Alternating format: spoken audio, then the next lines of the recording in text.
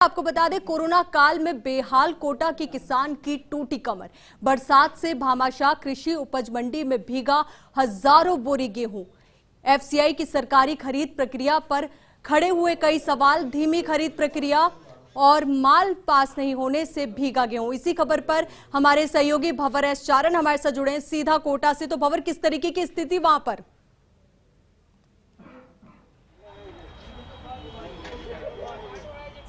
देखिए, कोरोना काल में पहले ही किसान बेहाल है और मंडी में आग तरस हम कह सकते हैं कि 15 दिनों के बाद आज मंडी खुली है और कुदरत का कहर किसान पर टूटा है।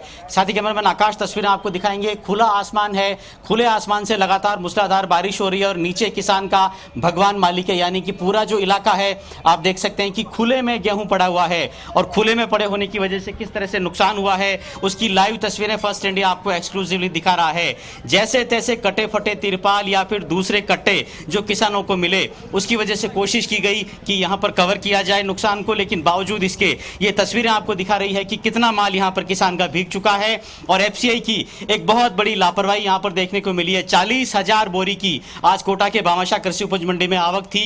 करीब 15-20 हजार बोरी गेहूं जो कि आड़तियों को तोलना था उसकी तुलाई हो चुकी थी 11-12 बजे तक, लेकिन एफसीआई प्रबंधन की ढीली तुलाई की वजह से आप देख सकते हैं ये आगे की तस्वीर अगर मैं आपको दिखाने की कोशिश करूं तो इस किसान के पास तो आप देख रहे हैं कि तिरपाल भी नहीं है। देखिए आप, तिरपाल नहीं होने की वजह से सारा का सारा जो गेहूं है वो खुले में पड़ा है और भीग चुका है।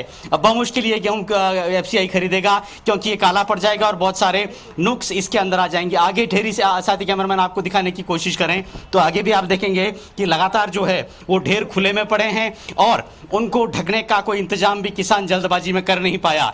कोटा की भामाशाह मंडी से ये लाइव एंड एक्सक्लूसिव तस्वीरें हम आपको दिखा रहे हैं जहां पर खराबा तस्वीरें खुद चीख चीख कर कह रही है कितना व्यापी यहाँ पर खराबा हुआ है। कई किसान नेता है वो यहाँ पर पहुंचे हैं, लगातार एफसीआई अधिकारी जो है उनसे बात करने की कोशिश कर रहे हैं। कुछ माल अगर आपको दिखाने की कोशिश करें तो देखिए आप, कट्टों में रखा है लेकिन कट्टे भी बुरी तरह से भीग चुके हैं।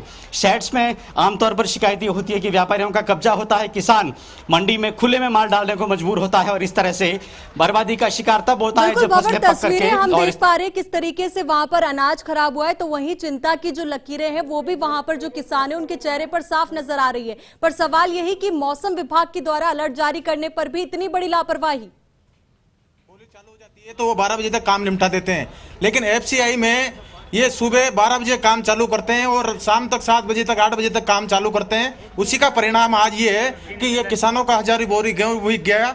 मैंने 15 दिन पहले भी जो यहाँ के डीएम है उनको, जो एफसीआई के डीएम है उनको अवगत कराया था कि जो इनमें जो क्या नाम से ये तुलाने का जो पास करने का है उसको जल्दी 9 बजे शुरू कराकर इसको 1 बजे तक खत्म करा दे तो किसान समय पर तुलाकर समय पर घर जा सके, लेकिन इनके कान में जू नहीं रहेंगी। आज किसानों को हजारों रुपए का, करोड़ों रुपए का नुकसान आज यहाँ किसानों को उठाना पड़ रहा है। गेहूं हम देख रहे हैं कि ढेर के ढेर भीग गए हैं, जो बोरियां हैं बोरियां भी भीग गई है। अब इस गेहूं का क्या होगा, क्या ये तुल जाएगा? अब हम सब किसान हमारे साथ हैं, किसानों की मांग है कि ये जैसा गेहूं है वैसा का वैसा एफसीआई को तोलना पड़े। अब मैं यही हूँ, यही खड़ा हूँ इनके साथ और ये सारा गेहूं इनको एफसीआई को तोलना पड़ेगा। आप कौन से गांव से आए, कितना माल लेकर आए थे? हम सर 150 कुंटल गेहूं लेकर आए थे, 300 कट्टे। फिर कितने बीघे? पूरा ही बीज गया सर, क्या करें, खुले में पड़ा था, पाल था तो उड़ गया, क्या करें, हम बुद्धि जाए सर। सर इन्होंने किया 1 घंटे के लिए तो बस 1 घंटे तो पास किया है इन्होंने। क्या पास कितनी देर किया? 1 घंटा पास करने के बाद में 3 घंटे तक तो टीन शेड में बैठे रहे।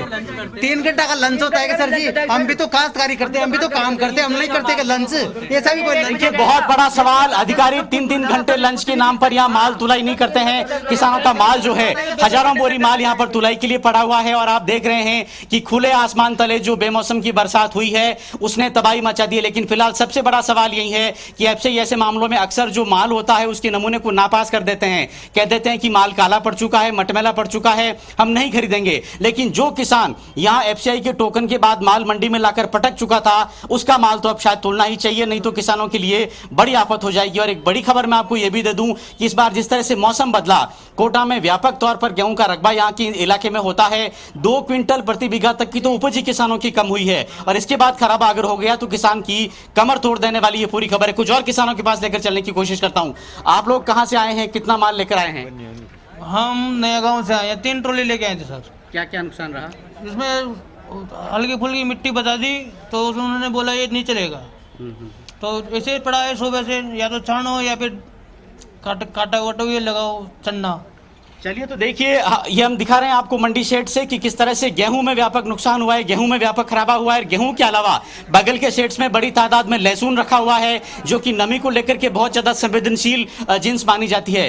तो लहसुन में भी व्यापक खराबा हुआ है। किसान जो एक अच्छे मुनाफे की आस में अपनी उपज लेकर के मंडी में आया था, आप देख रहे हैं कि उसके साथ क्या हुआ है। ये देखिए आप, ये साफ तौर पर जो पूरी की पूरी बर्बादी हुई है मंडी में, उसकी लाइव तस्वीर हम आपको दिखाने की कोशिश कर रहे हैं।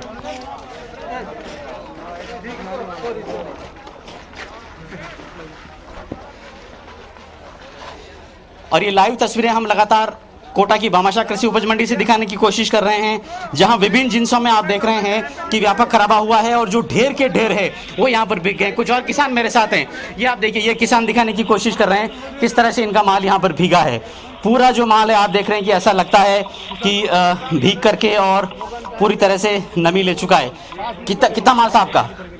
60 बोरी 60 बोरी पूरे बिक गए। पूरे बिक गए। आपका कितना खराबा है? हमारे भी एक ट्रॉली था 60 बोरी। तो चलिए, अब देखिए, उम्मीद यही कर सकते हैं कि अपनी लापरवाही की जिम्मेदारी भी अब एफसीआई उठाए। तो बहुत बहुत शुक्रिया हमारे साथ जुड़ने के लिए और पूरी बातचीत के लिए। और फिलहाल के लिए